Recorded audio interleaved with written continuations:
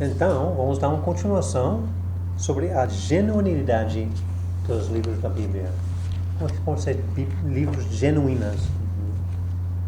Genuinidade responde à pergunta se o livro foi escrito pela pessoa que diz que escreveu. Diz que escreveu. Será que Isaías foi escrito por Isaías? É isso? Ou será que Isaías, se Daniel foi escrito no tempo de Babilônia, foi séculos depois? Certo. Algumas pessoas, não, Daniel não pode ser escrito no tempo de Daniel. Ele sabia demais. É porque Deus revelou, é? Diz que escreveu, cujo tempo ou período de composição afirmado se prova ser verdadeiro. Então vamos ver algumas provas da genuinidade do Antigo Testamento.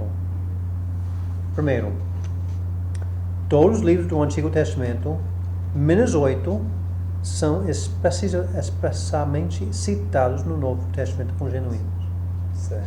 Citados, quer dizer, os livros, alguém no Novo Testamento diz, como diz Isaías, como foi falado Jeremias, como foi dito isso, citado no Novo Testamento. Só existe 8 dos... São 39, né? São 39 livros do Velho Testamento. Então, 31 tem alguma citação no Novo. Exato. E tem 8 que não... O senhor sabe de um que não foi citado? Cantares? Aqui.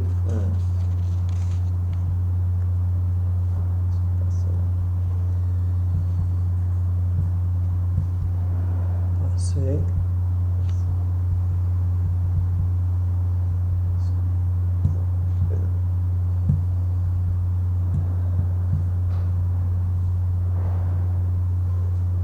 Esdras, Neemias, Esther, Eclesiastes, Cantares, Obadias, Naum e Sofonias são esses 8. os 8 que não foram citados.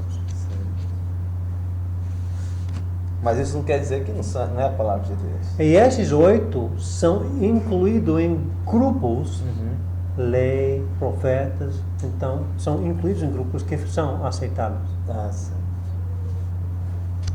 Que já nosso próximo nota aqui. Os não mencionados fazem parte de agrupamentos de livros que receberam um testemunho favorável. Lei de Moisés, Profetas e Salmos. Esses 3 grupos, Lei, Moisés e Salmos, Jesus citou em Lucas 24 e 44. Acho que é próximo, é isso mesmo. Isso. Lucas 24, 44, onde Jesus fala sobre esses 3 grupos. E todos os livros do Antigo Testamento foram aceitos pelo povo judaico. Todos, incluindo esses 8, todos os judeus aceitaram. E o testemunho de Jesus. Jesus também aceitou.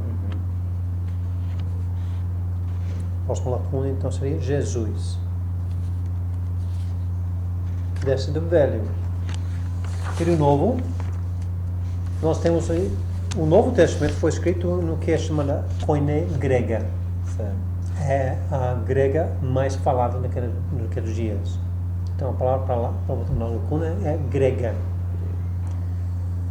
Então essa grega foi falada entre 300 anos antes de Cristo e 330 anos depois de Cristo. Certo. Mais ou menos 630 anos que foi falada essa grega. Então já podemos limitar que a Bíblia foi escrita durante esse tempo. E então todos os acontecimentos foram depois de Jesus. Então já elimina 300 anos antes. Certo. E elimina 200 anos depois, chegamos ao nosso último. Todos os acontecimentos provam que foi escrito depois do nascimento de Cristo. Depois. E o testemunho dos escritores eclesiásticos nos primeiros 3 séculos, como Inácio, no ano 107, Ireneu, no ano 104 a 200, e Eusébio, 256, afirma que todos eram escritos entre o ano 40 e o ano 100 depois de Cristo.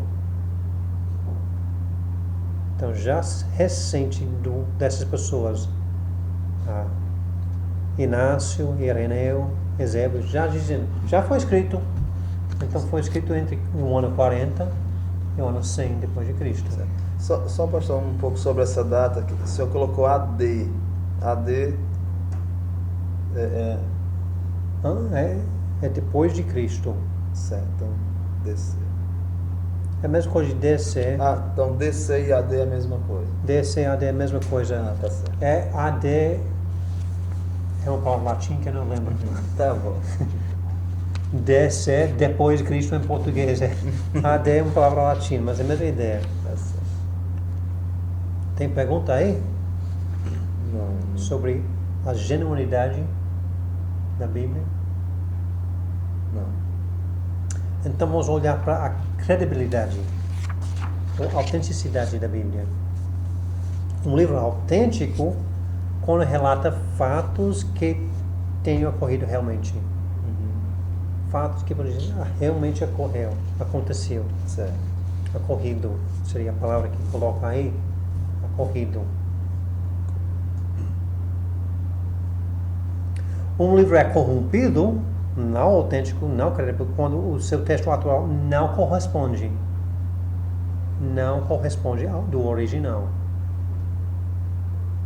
Então, credibilidade ou autenticidade inclui duas ideias: a verdade dos fatos mencionados e a pureza do texto. Pureza do texto, não foi adulterado, não foi modificado. Olhando do Novo Testamento, mas do Velho Testamento, os livros do Velho Testamento foi estabelecido no Novo. O testemunho de Jesus e os apóstolos. Nós temos um quadrinho aqui. Algumas pessoas dizem, é impossível isso. E Jesus disse não. Ele afirmou. Pode ler essas passagens que pessoas iam negar, mas Jesus afirmou. Mateus capítulo 12, versículo 40, fala sobre Jonas engolido por um peixe. E pessoas dizem, Jonas engolido por um peixe é fábula, mas Jesus disse não. Ele afirmou. Certo. Mateus 12, 41, o arrependimento de Nínive. Uma cidade inteira se arrependeu? Sim. Jesus afirmou. Certo. Mateus 19, de 3 a 4. Criação do mundo e a instituição do casamento. Não foi evolução, não. Jesus afirmou. A criação. Quando Deus criou, Ele fez Adão e Eva e criou o casamento. Lucas 17, 26 a 27. Dilúvio mundial. E pessoas dizem, não, foi mundial, não. Foi só uma área. Mas Jesus falou, não, é como está escrito em Gênesis. Com Noé, mundial. Lucas 17, 32. A esposa de Ló se tornando uma coluna de sal. Pilar de sal. E pulou um antes. É a destruição de Sodoma e Gomorra. Lucas 17, 28 e 29. Destruição de Sodoma e Gomorra. Deus ia destruir a cidade inteira? Sim, destruiu. Jesus afirmou. E também tornou uma mulher em sal? Sim. Certo. Lucas capítulo 4, versículo 37. A cura milagrosa da lepra de Naamã. E Jesus afirmou. João 3 e 14. A serpente de bronze no deserto. E aquela história, as pessoas podem até não acreditar, mas Jesus afirmou várias passagens que hoje algumas pessoas liberais e dizer não, essa não foi bíblica, essa não, dilúvio não foi isso. Certo. Mas Jesus afirma isso, Testemunho de Jesus e os apóstolos. Também temos a confirmação da arqueologia. Arqueólogo é a pessoa que vai cavando para encontrar materiais para estudar. Exatamente. Não é cavando atrás de ouro não, né? De ouro não, Não, isso aqui foi ouro numa civilização antiga, Certo. A credibilidade dos livros do Novo Testamento é estabelecida por seus escritores, eram homens competentes. Homens competentes. Certo. Homens que tinham capacidade intelectual. Certo. Estava disposto a fazer várias coisas até dar a sua vida, eram homens honestos, escrevendo e colocando a sua vida em risco. Vida em risco. Você escreve alguma coisa, coloca a sua vida em risco, você tem que acreditar que está escrevendo a verdade. E seus escritos se harmonizam entre si. Entre um e o outro, harmonizam. E concordam com a história secular. História secular. Tem que perguntar aí. Vamos olhar na canonicidade da Bíblia. É um assunto bem falado, né? Como que podemos saber que esses são os livros, Sim. Todas as Sagradas Escrituras juntos formam um livro, a Bíblia. Mas a própria Bíblia é feita de 66 livros. 66 livros. É uma biblioteca de vários livros. 39 no Velho Testamento e 27 no Novo. 39 no Velho, que juntos formam o cânon das Escrituras. A palavra cânon é derivada do grego canon, uma ideia, que originalmente significa bastão, um bastão de medir, uma haste reta. É como se fosse um metro, né? Não era metro não, mas essa ideia de uma vara de um metro. Né? É. Certo. De dizer essa é tão altura, é? Certo. Uma haste reta. Na época de Atenácio, no século de 350, o termo cânon era aplicado à Bíblia. Vamos colocar essa medida para descrever a Bíblia. Tanto com regra de fé, regra de prática, também para dizer que, regra de dizer, estes são os livros. Também para significar direito que um livro tenha de pertencer ao cânon sagrado.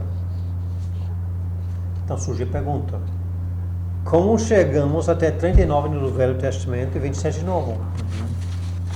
Como essa, já na aula passada falamos de Enoque, não entrou, é? Por quê? Na mente de Deus, o cânone estava completo quando foi escrito o último livro. Do ponto de vista humano, alguns anos passaram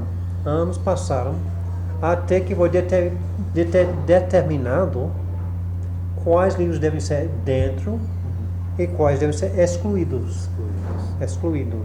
Os incluídos e o excluído.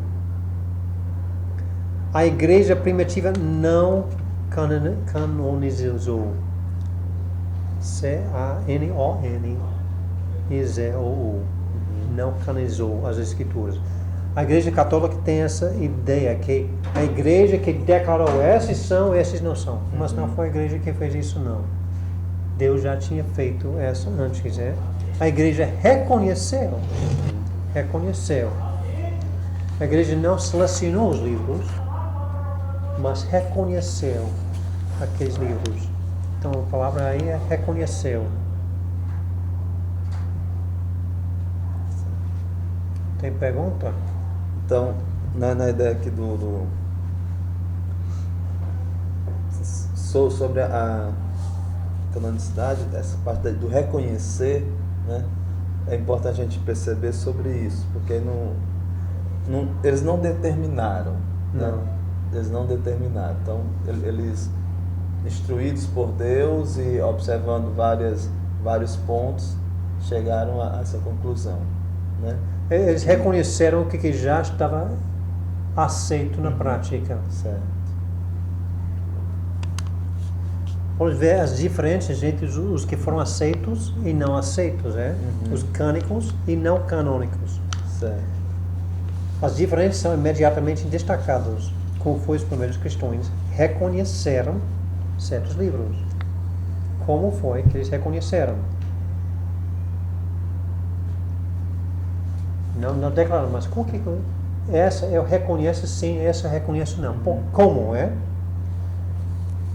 nós temos 3 pontos aqui. O livro é pleno em autoridade. Será que possui autoridade divina?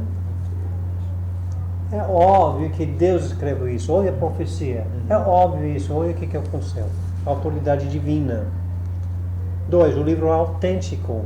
Ou seja, que ele foi escrito por um dos profetas ou apóstolos. Foi escrito para fulano, não. Foi um apóstolo. A palavra seria apóstolo. O porta-voz de Deus. Certo. O livro concorda com o resto da revelação divina. Ele não está contradizendo outra palavra. E não contradiz o que outros livros afirmam. É que esses livros que não estão na nossa Bíblia, né, podemos dizer assim, a Bíblia que nós reconhecemos, e esses outros livros que estão na outra Bíblia, né,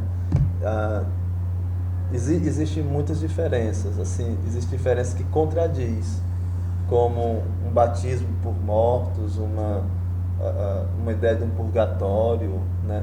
Que se olharmos nesses 66 livros da Bíblia, não existe isso. Eu acho que você está falando sobre livros apócrifos, né? Isso. Que a Igreja Católica, a Bíblia Católica tem mais outros livros, chamados livros apócrifos dentro dela. Mas a Igreja Católica não aceitou esses livros no início. Certo. Foi quase 300 anos antes que eles disseram, não, vamos agora aceitar.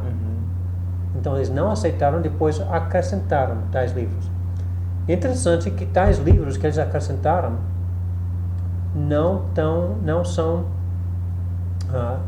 eles não apoiam uma doutrina católica.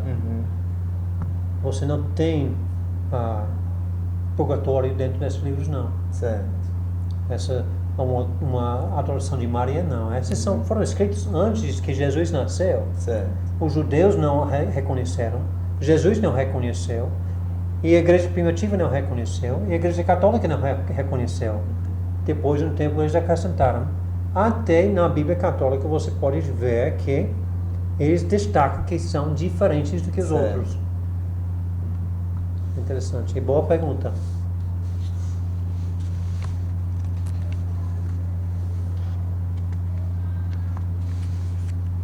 Continuando aqui, a canonicidade do Velho Testamento é o resultado de um acréscimo gradual, indicado pela sua divisão tríplice: Lei de Moisés, Profetas e os Salmos.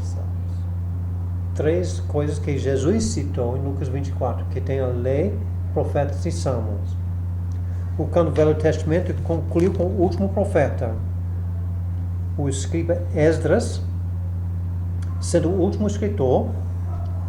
É ele mesmo que organizou o que temos no nosso Velho Testamento. Provavelmente com grande sinagoga, mais ou menos 400 anos antes do nascimento de Jesus. Então, no tempo de Moisés, foi escrito 5 livros de lei. E nos anos passando, foram acrescentados outros livros, enquanto aconteceu a história mesmo. O último professor Esdras disse, pois bem, até aqui temos essa. Certo. E o senhor está falando sobre assim, do organizado? Eu sei que já passou o ponto, mas assim, o livro de Gênesis de fato foi escrito por Moisés. Certo? É porque uma vez eu escutei, lembrando agora, de que o livro de Gênesis foi escrito no período da Babilônia. Não. No período da Babilônia, depois de alguns acontecimentos, tudo, e que o primeiro capítulo de Gênesis era um poema, era uma poesia escrito por eles, não era nada real, não era nada verdadeiro. O livro de Gênesis é, entre todos, talvez o livro mais atacado mesmo. Gênesis, que fala sobre tantas coisas básicas, especialmente nos primeiros 11 capítulos. Mas é isso. Vamos ler esse parágrafo aqui. Para mim ler? Quando Jesus disse, desde que o sangue de Abel até ao de Zacarias, que foi assassinado entre o altar e a casa de Deus, Sim, eu vos afirmo, contas serão pedidas a esta geração. Lucas 11:51. Ele afirmou a sua aprovação de todos os livros, sendo que o sangue de Abel é registrado no primeiro livro do Velho Testamento, Gênesis, e o sangue de Zacarias é registrado no último livro do Velho Testamento, conforme a ordem dos livros que os judeus usavam naquele tempo, que é assim. Então nós temos um quadro aqui que a Bíblia hebraica tem o mesmo conteúdo que a nossa Bíblia, mas a ordem dos livros são diferentes. Então tem os mesmos 39 livros, mas sequências diferentes. Então nós temos aqui na primeira lado à esquerda aqui o que é chamado Torá, 5 livros de Moisés. Certo. Essa seria chamada Moisés. Tem os profetas, Josué, Juízes, 1 e 2 Samuel, 1 e 2 Reis. Até na Bíblia hebraica não são 1 Samuel e 2 Samuel, e sim Samuel. Só Samuel. Até Malaquias, são profetas. E os salmos incluem salmos, provérbios, Jó, Cantares, Ruth, Lamentações, Eclesiastes, Esther, Daniel, Esdras, Neemias e 1 e 2 Crônicas. Então, 1 e 2 Crônicas são os últimos livros na Bíblia hebraica. Então, quando Jesus falou sobre até o sangue de Abel, ele está pegando a primeira livro aqui, Gênesis, e Crônicas, no último, que diz Zacarias. Então, ordem, Jesus estava afirmando a ordem da Bíblia hebraica. Pastor, quando nós nos referimos à Bíblia hebraica, é só o Velho Testamento. Só o Velho Testamento. Certo. E quando nós falamos da nossa Bíblia, é o Velho e o Novo. Porque estamos falando da Bíblia hebraica no sentido que o que foi reconhecido no tempo de Jesus, antes que Mateus escreveu Mateus. Certo. Início do Novo Testamento. Então, eles tinham a sua Bíblia, era em rolos, temos até a figura de um rolo aqui. Então, eles iam começar com Gênesis e ir enrolando até que chegar a 2 Crônicas. Certo. A ordem, nós temos em nossas Bíblias, temos livros de 5 livros de lei, depois temos históricos, salmos e profetas, uma ordem diferente. Mas o conteúdo é a mesma, só ordem diferente. Que não é somente o que temos aqui nos livros, mas a história do Flávio Joséfo, também falou sobre o cânon do Antigo Testamento. Ele era uma pessoa, historiador judaico, perto do tempo de Jesus. Então ele reconheceu várias coisas dessas e escreveu sobre uma divisão tríplice. Ele disse que foi concluído durante o reino do rei Artaxerxes, que é ao mesmo tempo de Esdras, então combina. Certo.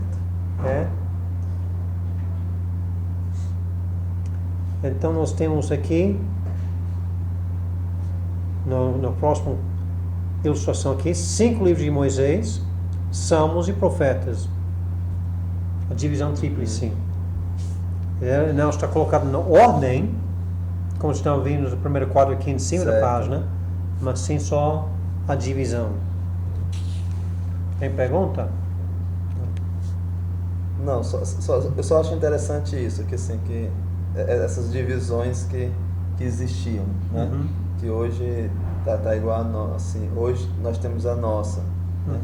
Então o importante não é a divisão em si, né? Exatamente. O importante é sabermos que cada um desses livros que aqui estão do Velho Testamento foram inspirados por Deus. A importância da divisão é para ver que Jesus e os apóstolos reconheceram tudo que nós temos aqui. Certo. São esses livros que fizeram as escrituras sagradas dos judeus. São esses livros que foram ensinados nas sinagogas. Foi esse conteúdo de livros que foi aceito por Jesus e os apóstolos. Aqui já entra a sua pergunta. Os livros apócrifos embora achados em algumas cópias da Septuaginta, nunca foram aceitos pelos hebreus. Certo. Septuaginta é uma tradução dessa para a língua grega, Do Velho Testamento. do Velho Testamento para a língua grega, que foi usada no tempo de Jesus. Certo. Então, algumas cópias dessas têm alguns livros apócrifos, mas nunca foi aceito pelos judeus, nem para Jesus, nem para os apóstolos. Tanto Cristo como os judeus ortodoxos aceitavam os primeiros 39 livros da Escritura como um registro inspirado da primeira aliança. Não é de se surpreender, então, que com a vinda de Cristo e com uma nova aliança,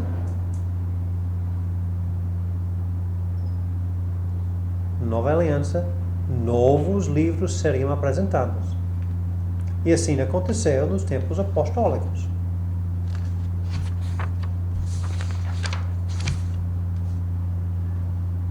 Nos tempos apostólicos, os livros do Novo Testamento foram produzidos e foram reconhecidos como tendo igual autoridade. Certo.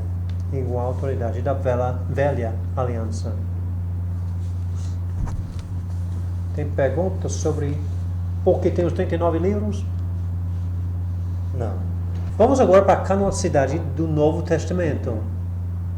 A formação do Novo Testamento resposta aí, não foi resultado de um esforço de se produzir. Algumas pessoas pensam que foi um esforço, a igreja, vamos decidir. Não foi isso, mas se formou naturalmente enquanto a igreja primitiva observou o caráter dos livros usando o mesmo critério da aceitação do Velho Testamento. Qual era essa? Lembra do Velho Testamento? O livro é plena autoridade. O livro é autêntico, ou seja, que ele foi escrito por um dos apóstolos ou um testemunho ocular. O livro concorda com o resto da revelação divina, não contradiz o que os outros livros afirmam. Agora, para o Novo Testamento, podemos acrescentar mais 3. O livro é dinâmico, ou seja, ele possui o poder de Deus para evangelizar e edificar. Isso se refere ao testemunho do Espírito no poder da sua palavra. 5. O livro é reconhecido pelos primeiros pais da igreja. E 6. O livro é recebido pelo povo de Deus. Esses pais da igreja aqui são os homens que sucederam os apóstolos. Certo. Assim, as escrituras formaram as igrejas e não o inverso. As escrituras formaram a igreja e não o inverso. A escritura está sobre a autoridade divina e não sobre qualquer autoridade eclesiástica. Não foi a igreja que determinou, e sim a igreja reconheceu. Pode continuar lendo aí. As escrituras, então, são auto-atestadas ou auto-autenticadas. O Espírito Santo dá testemunho quanto à verdade das escrituras para o crente. Séculos depois, a Igreja Católica Romana, no Concílio de Laodiceia, 356 d.C., e depois em Cartago, em 397 d.C., concordou e resolveu que os 27 livros são os únicos inspirados e publicou a Vulgata com os mesmos. Devemos lembrar e notar, porém, que o concílio apenas declarou formalmente e publicamente que esses livros, já aceitos pelo povo, eram canônicos. Qualquer pergunta? Só para ratificar, assim, confirmar, nós não podemos dizer que nenhuma igreja formou a Bíblia. Não, nenhuma igreja formou, não. Nenhuma igreja. Certo? Deus formou a Bíblia. Ok. A igreja reconheceu. Os judeus também reconheceram o Velho Testamento. A igreja reconheceu o Novo